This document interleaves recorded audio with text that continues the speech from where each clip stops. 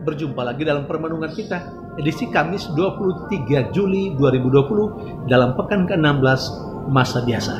Bacaan-bacaan liturgi yang kita gunakan, bacaan yang pertama dari kitab Nubuat Yeremia, bab 2 ayat 1-3, ayat 7-8, dan dilanjutkan dengan ayat 12 sampai dengan 13. Dan bacaan Injil dari Injil Matius, bab 13 ayat 10 sampai dengan 17.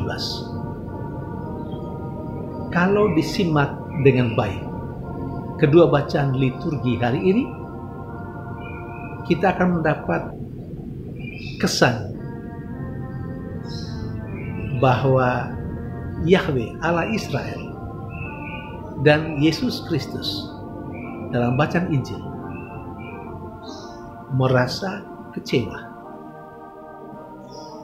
Yahweh merasa kecewa dengan bangsa Israel, bangsa kepilihannya, karena mereka mengkhianati Yahweh. Yeremia menubuatkan dengan sangat bagus. Yahweh mengenangkan masa-masa indah di mana relasi cinta antara Dia dengan umatnya begitu baik.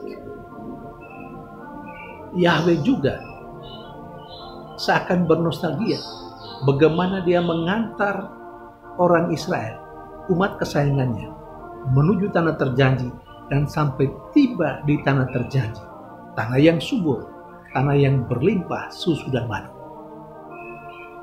Namun sayang, ketika tiba di tanah terjanji, Israel mulai melupakan Yahweh Allah mereka.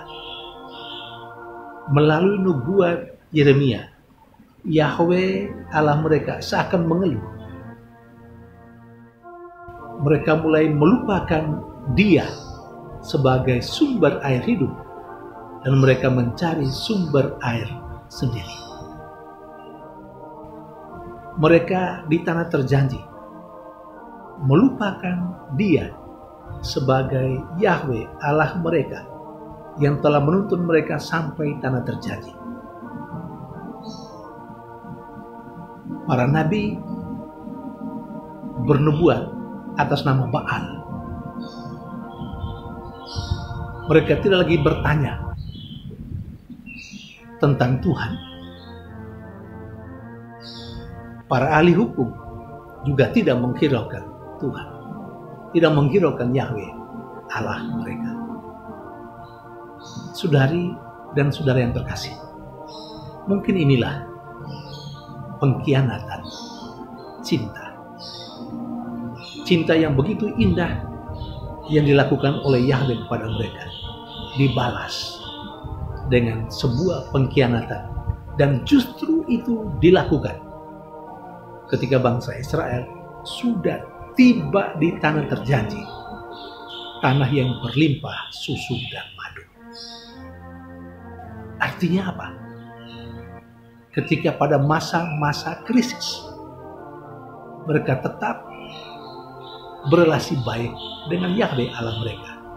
Namun ketika mereka berada dalam situasi yang enak, yang menggembirakan, mereka lalu melupakan Yahweh Allah mereka. Saudari dan saudara yang terkasih, rasa kecewa juga dialami oleh Yesus dalam bacaan Injil hari ini. Rasa kecewa diungkapkan melalui kata-kata berikut ini.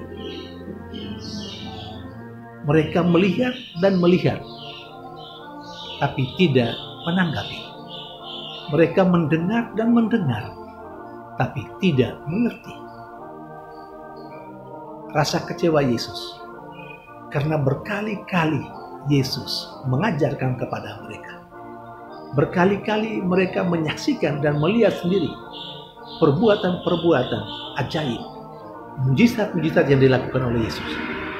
Namun orang-orang Yahudi belum bisa memahami dan mengerti dan kurang tanggap atas semua yang sudah dilakukan oleh Yesus. Saudari dan saudara yang terkasih, Kita memang bukan orang Israel. Kita juga bukan orang Yahudi. Tapi jangan lupa, kita adalah Israel yang baru. Kita adalah orang-orang Yahudi yang baru karena baptisan yang kita terima.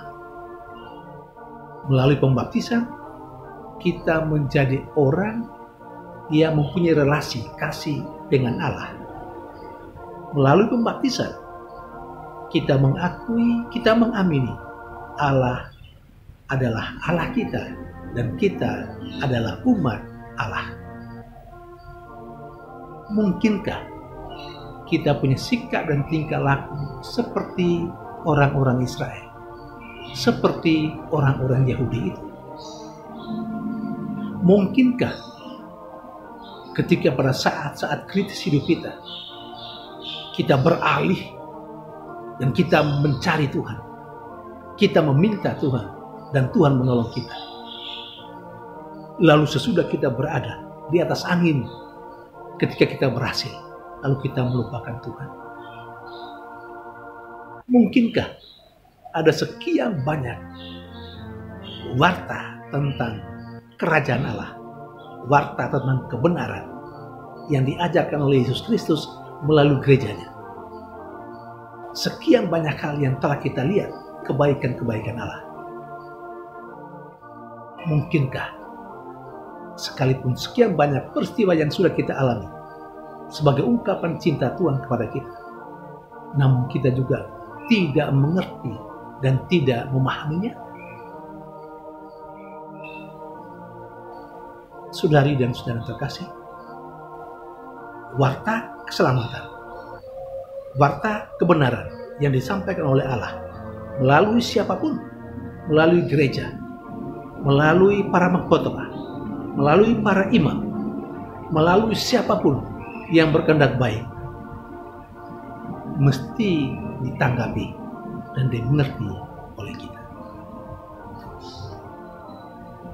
Semoga kita menjadi Israel yang baru, yang tidak mengkhianati cinta dan kasih Tuhan.